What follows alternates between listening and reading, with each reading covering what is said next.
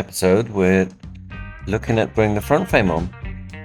So very similar to how we did it in the last one. My mate Ron came the next day and we progressed to use the materials handler or lifter and did the same thing. Lifted the front bow frame and attached it to the actual bed. And what we were doing here is making sure it was reasonably aligned and clamping it to the actual forks of the materials handler. And eventually what we do is we mark all the areas where the stitch welding is going to go so that we can then redetach it and grind down all the gal off ready for welding. What you can see here is double checking the measurements, making sure they're equidistant away from the rear frame, but it's actually not tilted, not leaning forward, not leaning back. If I remember, I actually deliberately leant it forward slightly because I wanted to bring it back. I can't quite remember now. That was the intention. I might have just put it straight and upright without doing that.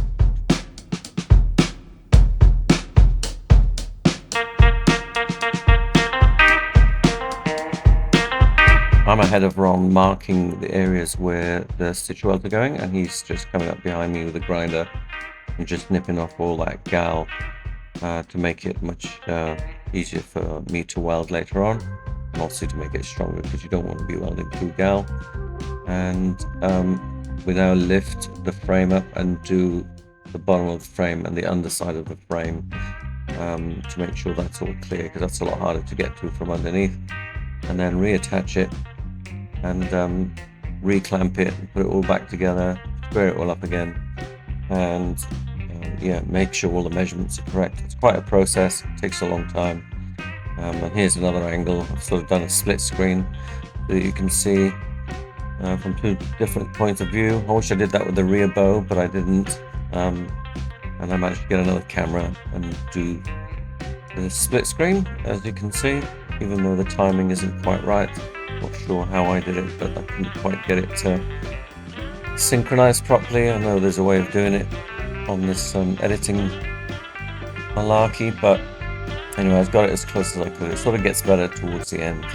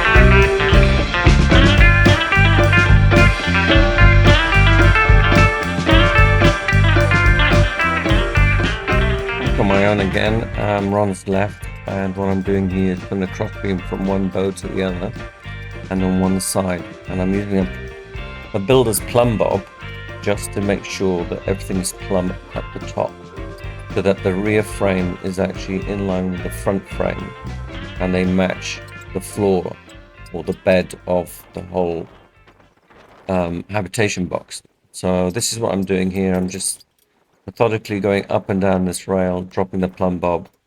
It was quite windy, so I had to wait for the wind to stop just to make sure the plumb bob rested without wobbling too much. And now what I'm doing is I'm transferring the beam over to the other side, and I'm about to repeat the same process.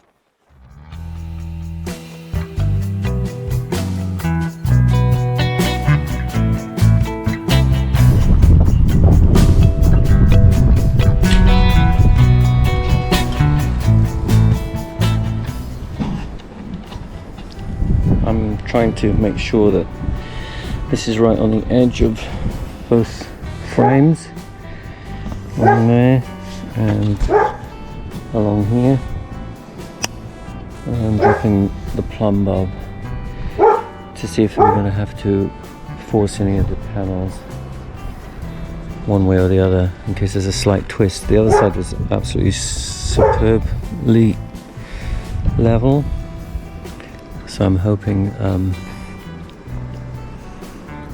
this side is the same, and then I'm going to fully weld that there, which has only been tacked. But like I said, the crane had to go back for a certain time, and yeah, so it's a bit of a rush job, and unfortunately I didn't film it because I didn't have time. So I'm just going to run the plumb bob on this one and make sure it's all straight. This bit is quite hectic. I've sped it up quite quick. But on your own, this is really difficult. I'm going from one side to the other, up one ladder, down the other, up the other ladder, down the other, to and fro, and just getting it spot on, or as best as I could with that measuring tape. And obviously I'd already dropped the plumb bob on that side to make sure it was right. And that's me with the blanket trying to get the welds in, but it was so windy. Fortunately, I've run out of gas, so I'm going to have to go into town and buy some gas. But I've managed to tack it, even though it's a bit of an aero weld. Yeah, so I'm going to nip into town. I'll end up doing this side, and then hopefully fully weld all this top and bottom and see how flimsy it is. I never designed it to be too hefty, mainly because I don't want any more weight. There's enough weight at the back. It's only there to tie in the back and to hold the aircon unit. That is it. And most of the aircon unit is going to be vertical weight, and then some lateral weight when it's bouncing around the roads. Anyway, just going to get some gas and get back to it. Well, the wind was pretty bad this day, so you can see I'm doing my sort of ghost impression here, wandering around with a blanket over my head, trying to keep the wind off the weld gas. It's not easy welding like this. You've got to wait for a gust to die down. Even with the blanket, it seems to catch the welding tip no matter what you do. Got away with it a couple of times, but yeah, it was a real pain in the butt.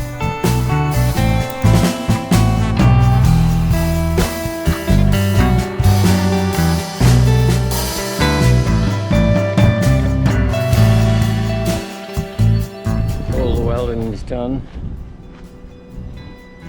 as much as I want to do. It's not very thick and heavy duty. I want to limit any warpage. So they're all done along there.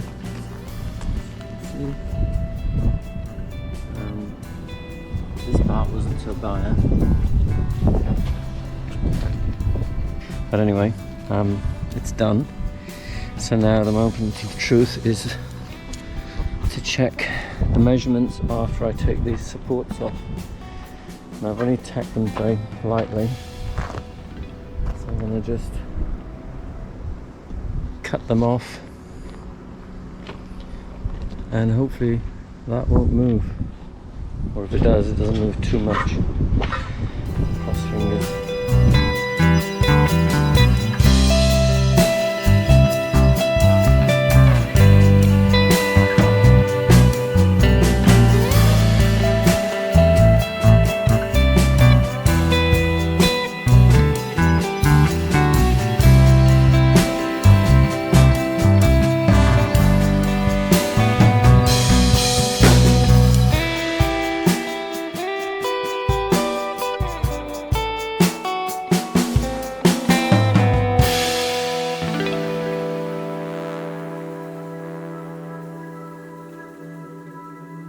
So I don't know if you could see that, you probably saw it on the camera, it sprung back a fair bit. So on the far side I think it sprung back about I don't know, 15 mil. But because it's quite flexible, the idea is that it will pinch these. So we push them open as we put them on and let it squeeze in. I'd rather it did that than go that way. I don't know if I can do this with the camera. They're pretty parallel this way. It looks pretty good. I'm just going to do some more measuring in a minute and see what it, if there's any other little discrepancies. It should just spring out and then spring back in. And with the amount of glue we're going to put on there, I think it's going to be perfect for squishing the glue without too much clamping, I hope. Yeah, I'm quite pleased with that. There is a bit of springiness in it. I don't want that to fall on me because it will kill me. In fact, I might take it off now. Take that big beam off. But you can see there's a fair bit of wobble in it. That's why I designed those ties up there that you can see.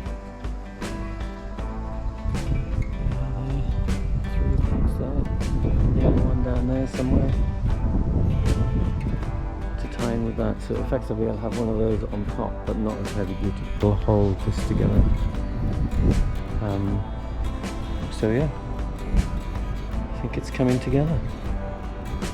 I'll only know if it really is coming together when those things get offered up to it. And that's when the proverbial shit will hit the fan. If it isn't, and there's nothing we can do about it by then, apart from maybe trim those panels to suit. But I'm happy with the outcome. I think it's a job well done. I can appreciate the space now. My little aircon thingy. Housing. I think it's going to be strong enough. Might put a fillet in here somewhere. Or I might brace it from there to here. I think that might be the go. The only problem is these are on two different planes. So I'd have to brace it from there back to here. And what I've noticed is that when it's clamped tight on both sides in the center, it's actually very rigid. Whereas if you take the brace off, that front one is quite elastic, I guess is a word for it. But I mean, it's not going anywhere. It just is quite flexible. So I'm glad now that I've made the tie-ins at the top from there to there on each side, because that's going to really pull it together. And the other thing is, once these panels are on, the square edge of each panel pushing against that one and pushing against that one, because the panel will go on the inside of this bow, so the actual panel goes like so, like that. And while it's sitting on the floor, that thing is not going to go anywhere. The only place it can go is that way. And with the tie-in at the top, it's not going to go anywhere. And then the panel here is actually mated to a lock, so it's going to be glued here and glued here. So it sits in here and be flush. So once that's in here and it's pushed against that, there's not going to be any movement at all. The only movement that can happen is for that to go that way and that to go that way. But with the tie-in, it ain't going nowhere. Excuse my bad English, but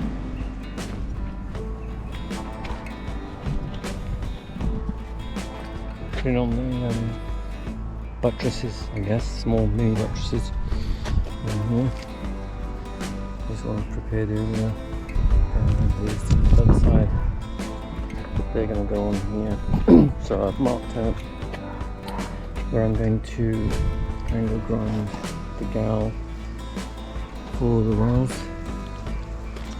And then I'm going to put them back on. I'm going to go from top to bottom. And I'll stop too much of this width on this side. I've already done them on this side, so it's not ready to go. Another lovely morning. It's going to be 33 today.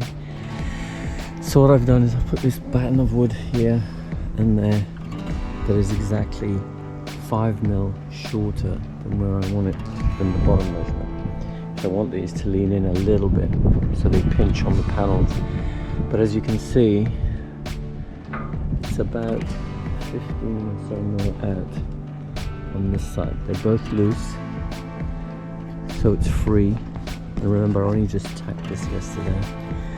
So when you look at that, it's about 14 mil. So really, it's actually 9 mil too far. This one's a lot better. This one's about 8 mil, so about 3 mil too far that way. So I've got to think about how I'm going to do these welds to be able to reduce that gap and actually get it tight to the wood. That's how I'd like it to freestand, is tight to the wood. How far we can go, especially on this one, I don't know. I might actually cut this weld off here to give it some more space so it can pull. The whole thing is going to want to pull that way anyway because of all the welds on the one side. So what I'm going to do is I'm going to draw in the wood and tighten the wood up to the actual steel, and hopefully with each weld I'm going to check it. So wish me luck. So that's what I'm going to do now. Don't think this is worth filming, so I'm just going to put the camera down. Alright, all welding is done, bar the bottom bit as I said. So intervals of 300 both sides. I'm not sure what I have in there. I think I'm just going to leave that one. And all the way down here. And there. So you can see it runs all the way up here. So two on that side, just to strengthen that bit.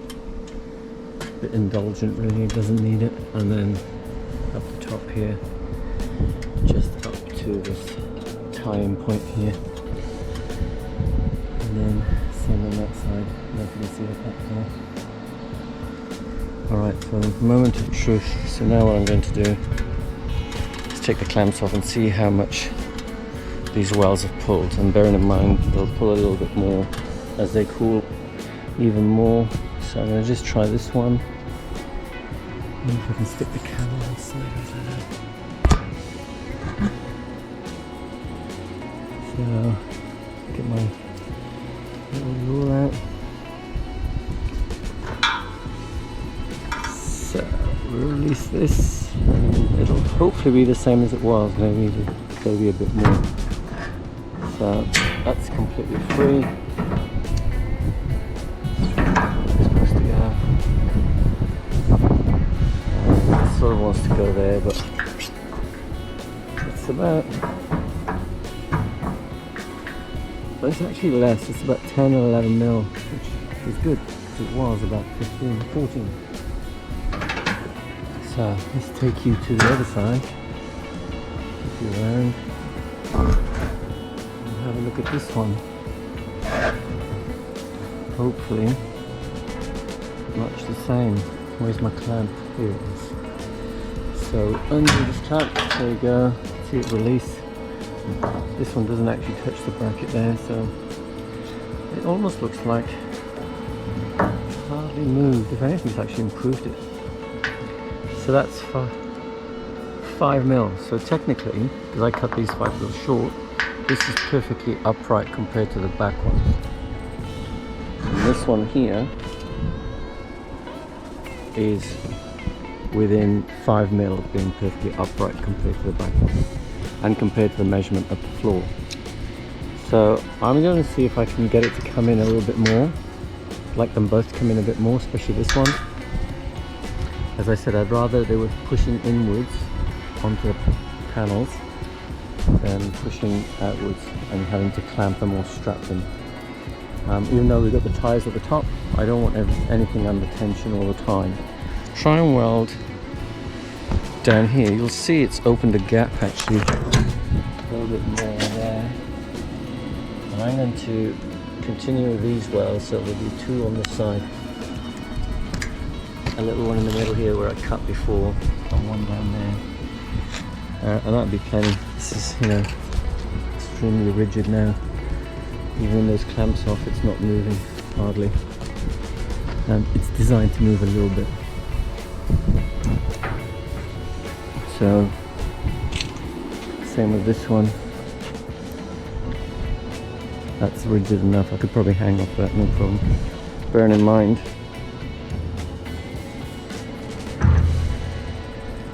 we still haven't triangulated the bottom, you can remember. It's later on here.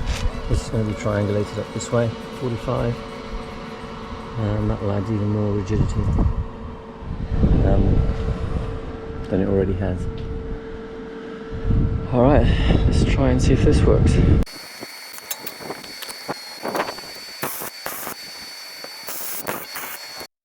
Let's see if it's made a difference.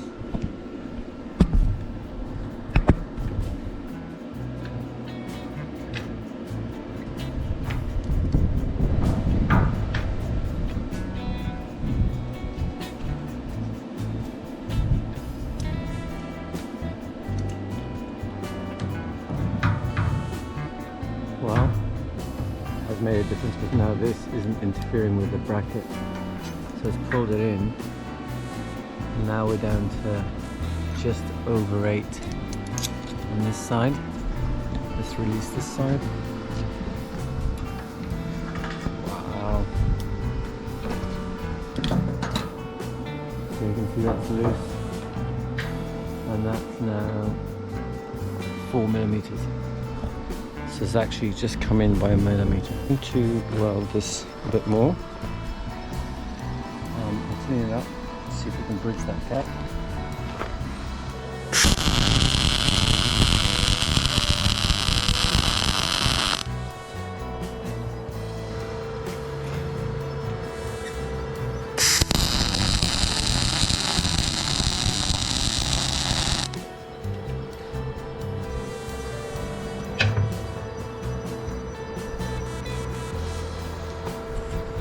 So you can see now it's right across.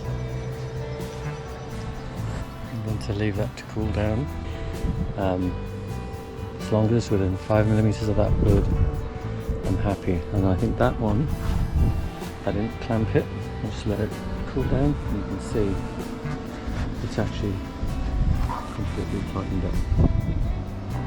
And if I just spring it back very loosely, to come back.